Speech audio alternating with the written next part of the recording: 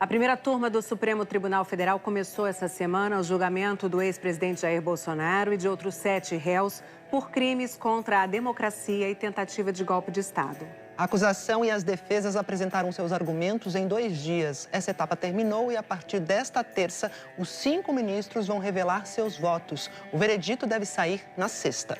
O repórter Carlos Delanoy passou a semana em Brasília acompanhando o julgamento e apresenta agora as provas da trama golpista.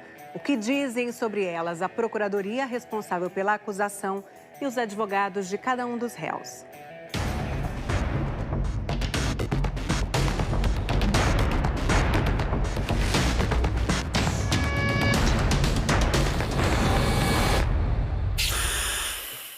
Pela primeira vez na história, a justiça brasileira levou um ex-presidente ao banco dos réus por tentativa de golpe de Estado.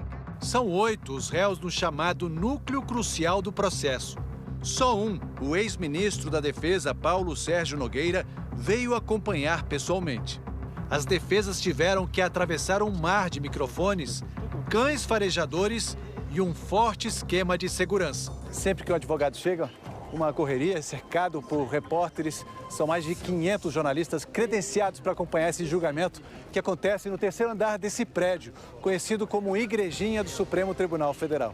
Para chegar ao auditório da primeira turma do STF, é preciso passar por 2 raios-x. Lá dentro é proibido filmar, comer ou fazer qualquer tipo de manifestação. Contamos 14 policiais armados na sala do julgamento. São 5 ministros. Alexandre de Moraes é o relator do caso.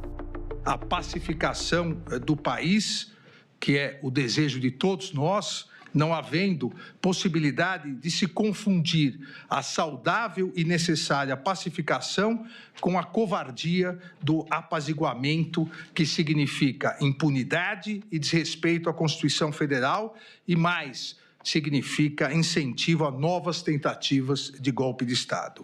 O Procurador-Geral da República levou 1 hora e 8 minutos para apresentar a denúncia. Os atos que compõem o panorama espantoso e tenebroso da denúncia são fenômenos de atentado com relevância criminal contra as instituições democráticas. Nessa primeira semana de julgamento, o Procurador-Geral da República e os advogados dos réus apresentaram suas alegações. A acusação apontou 5 crimes: organização criminosa armada, tentativa de abolição violenta do Estado Democrático de Direito, golpe de Estado, dano qualificado contra o patrimônio da União e deterioração de patrimônio tombado. As condenações podem passar de 40 anos de prisão. As defesas afirmaram que os réus são inocentes. Um confronto de versões que vai marcar a história do Brasil. Para Paulo Gonet, o plano tinha 3 etapas: desacreditar as urnas eletrônicas e gerar caos social para justificar decretos que instituíssem um estado de exceção. A partir daí, seria possível prolongar o mandato de Jair Bolsonaro, mesmo se ele fosse derrotado em 2022. Segundo a PGR, os atos golpistas começaram em meados de 2021, com lives já retiradas do ar pela Justiça, em que Bolsonaro atacava o sistema de votação sem apresentar provas. Dizer que o crime de abolição do Estado de Direito começou numa live sem violência é subverter o próprio Código Penal. No dia da independência em São Paulo, o então presidente afirmou que não cumpriria decisões judiciais do ministro Alexandre de Moraes, que na época comandava o Tribunal Superior Eleitoral.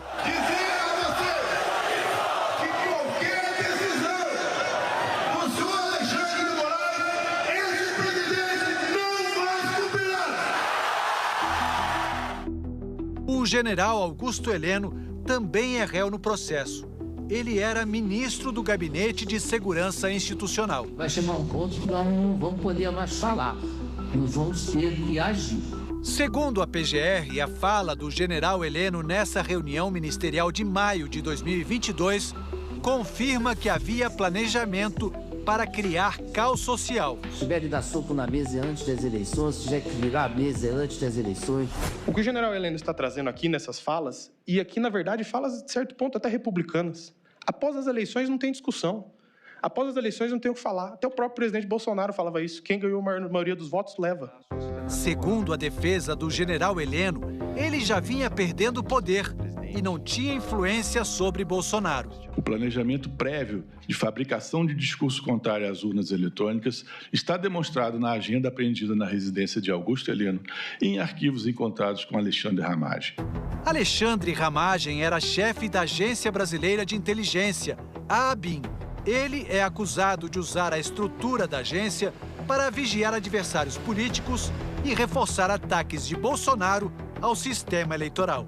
Alexandre Ramagem sempre falou: eu faço anotações de tudo. Ele chegou a mencionar no interrogatório que era uma espécie de diário, tudo ele anotava. Não há elementos nos autos, elementos de informação, elementos de prova que demonstrem que esses documentos tenham sido transmitidos ou entregues ao então presidente da República. Ele era o grande compilador oficial da República, porque o que tinha naqueles documentos era um compilado de declarações públicas. A Procuradoria-Geral da República reuniu fatos de conhecimento público, além de depoimentos, mensagens, vídeos e outros documentos obtidos na investigação da Polícia Federal. As provas apresentadas somam 70 terabytes, o que, para a acusação, mostra a força do processo, mas que, para os advogados dos réus, tornou impossível a ampla defesa de seus clientes. Só para ter uma ideia, se essa quantidade de dados fosse impressa, a pilha de folhas de papel seria equivalente a 4 viagens de ida e volta entre o Rio de Janeiro e São Paulo. A denúncia não se baseou em conjecturas ou suposições frágeis. Os próprios integrantes da organização criminosa fizeram questão de documentar quase todas as fases da empreitada. Entre os fatos públicos está a reunião que Bolsonaro convocou em julho de 2022 para denunciar a embaixadores supostas fraudes sem provas nas urnas eletrônicas. No Brasil não tem como acompanhar a apuração. Eu não sei o que vem fazer os observadores de fora aqui. Vão fazer o quê? Vão observar o quê? Chegou o primeiro turno das eleições e o tenente-coronel Mauro Cid, então ajudante de ordens de Bolsonaro, que depois virou delator do esquema, respondeu mensagem de outro militar, confirmando que nada de errado tinha sido encontrado nas urnas eletrônicas. Conseguiram plotar? Nada, nenhum indício de fraude. Mauro Cid jamais elaborou, compartilhou ou incitou qualquer conteúdo golpista, que não há sequer uma única mensagem de sua autoria, propondo, incentivando ou validando qualquer atentado contra a democracia ou contra o sistema eleitoral. No segundo turno, a Polícia Rodoviária Federal organizou bloqueios em estradas com foco especial no Nordeste. Agentes na Polícia Rodoviária Federal mapearam localidades em que o candidato da oposição somara a mais expressiva votação no Nordeste, com vistas a criar barreiras artificiais a que esta população conseguisse aceder aos postos de votação. Ao fim do dia, o candidato Lula estava eleito. Caminhoneiros que apoiavam Bolsonaro paralisaram estradas. Sem reconhecer a derrota, o presidente se manifestou. O pedido é rodovias. Vamos desobstruí-la para o bem da nossa nação e para que nós possamos continuar lutando por democracia e por liberdade. Os bloqueios pararam. Os acampamentos de apoiadores do candidato derrotado, não. O general Walter Braga Neto, ex-ministro-chefe da Casa Civil e da Defesa, além de candidato a vice de Bolsonaro, é mais um réu no processo. Para a Procuradoria, ele atuava para manter a expectativa de manifestantes que queriam o golpe. Vocês não percam a fé. Não, lá na frente é só o que eu posso falar para vocês. O delator Mauro Cid ainda revelou que houve um encontro na casa de Braga Neto para discutir os planos golpistas e que ele recebeu do general dinheiro em uma sacola de vinho para repassar a militares das Forças Especiais. A defesa contesta o delator e questiona por que esses episódios não foram lembrados logo nos primeiros depoimentos do acordo de delação. É um escândalo. É um escândalo ele esquecer este detalhe. Nós não estamos falando disso, isso de uma abotoadura, do relógio, de um brinco. Nós estamos falando da entrega de um dinheiro para financiar um golpe de Estado.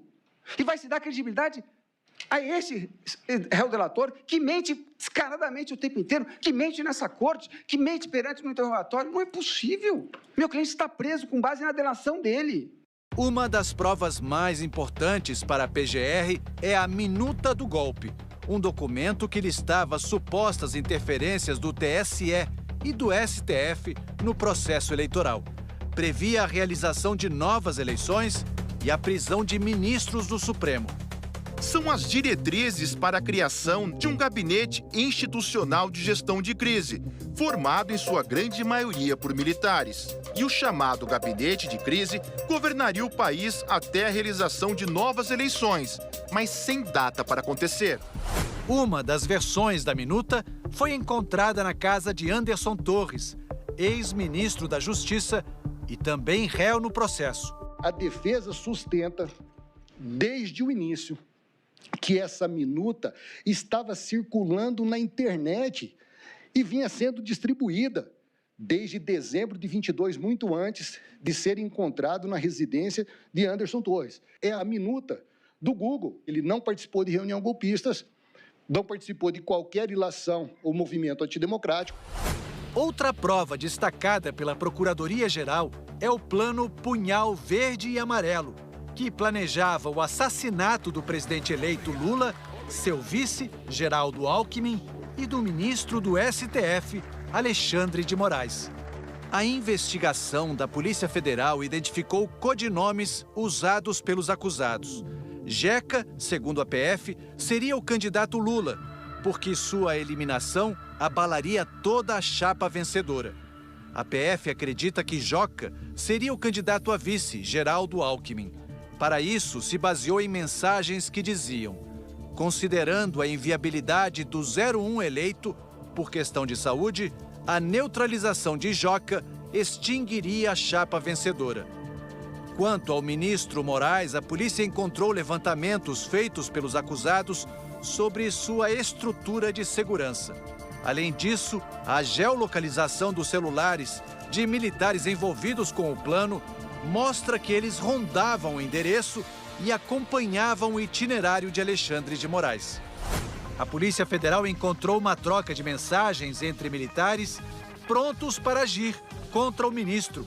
Um integrante do grupo escreve: "Tô perto da posição. Vai cancelar o jogo?" Segundo a PF, o homem que estava no comando da ação dá a ordem: abortar. Segundo a investigação, o golpe só não foi adiante porque os comandantes da Aeronáutica e do Exército não concordaram com o plano golpista em 2 ocasiões no mês de dezembro. Entre uma reunião e outra, Bolsonaro interrompeu um silêncio de 37 dias, sem reconhecer o resultado das urnas, para se manifestar em frente a apoiadores. As Forças Armadas são o último obstáculo para o socialismo. As Forças Armadas, tenho certeza, estão unidas. As Forças Armadas devem, assim como eu, lealdade ao nosso povo. A segunda reunião foi na véspera da tentativa de assassinato de Alexandre de Moraes e, segundo a PGR, foi convocada pelo então ministro da Defesa, general Paulo Sérgio Nogueira. Basicamente, fixava-se que o então presidente da República prosseguiria à frente do governo do país e se impediria a posse e o exercício do cargo pelo candidato que a população escolheu. Durante a defesa do general Paulo Sérgio Nogueira, seu advogado fez uma acusação ao ex-presidente Bolsonaro. O general Paulo Sérgio atuou para demover o presidente de incursar, de caminhar por qualquer medida de exceção. Presidente, Pois não, ministra Carmen. Andreu, pudesse apenas, doutor Andreu, fazer um esclarecimento, porque Vossa Senhoria, eu copiei aqui 5 vezes, diz que o réu, neste caso, o cliente de Vossa Senhoria, aspas, estava atuando para demover o presidente da República. Demover de quê? Porque até agora todo mundo diz que ninguém pensou nada. Claro, claramente, Vossa Excelência. Demover de adotar qualquer medida de exceção. Muito obrigado. Atuou ativamente.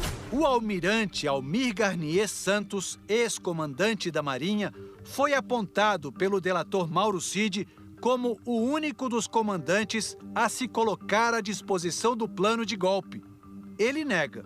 Mas o ex-comandante da Aeronáutica, Tenente-Coronel Carlos Batista Júnior, confirmou em depoimento à Polícia Federal a posição do almirante. Batista Júnior confirmou que numa das reuniões em que Bolsonaro estava presente, o então comandante da Marinha, almirante Almir Garnier, se dispôs a apoiar o plano golpista. Dessas reuniões, eu tenho uma visão muito passiva do almirante Garnier. Chegou um ponto que ele falou que as tropas da Marinha estariam à disposição do presidente. A defesa do almirante Almir Garnier pediu que a delação de Mauro Cid seja anulada. Seu comportamento provocou prejuízos relevantes ao interesse público e faltou com a lealdade ao longo do procedimento. E que esses vícios comprometem a credibilidade integral dos seus relatos. Não é preciso esforço intelectual extraordinário para reconhecer que, quando o presidente da República e depois o ministro da Defesa convocam a cúpula militar para apresentar documento de formalização de golpe de Estado, o processo criminoso já está em curso. Não se está, nesse caso, num ambiente relativamente inofensivo de conversas entre quem não dispõe de meios para operar. Ao longo do mês de dezembro, seguidores de Bolsonaro fizeram quebra-quebra, enfrentaram a polícia, botaram fogo em ônibus e tentaram explodir um caminhão cheio de combustível na véspera de Natal. E colocam a caixa com a bomba em cima do paralama traseiro esquerdo do caminhão. Na frente dos quartéis, os acampamentos que pediam intervenção militar continuavam mobilizados. Jair Bolsonaro embarcou para a Flórida no dia 30 de dezembro e não passou a faixa para o seu sucessor. Segundo a Procuradoria-Geral, a organização criminosa atuou para impedir a retirada dos acampamentos. O objetivo seria manter ambiente favorável à intervenção das Forças Armadas. Fazia parte do plano a omissão do ex-ministro da Justiça de Bolsonaro, Anderson Torres, que foi nomeado secretário de Segurança do Distrito Federal e não preparou um esquema adequado para a primeira semana do novo governo. Apesar das informações de que haveria um grande protesto no domingo, dia 8 de janeiro.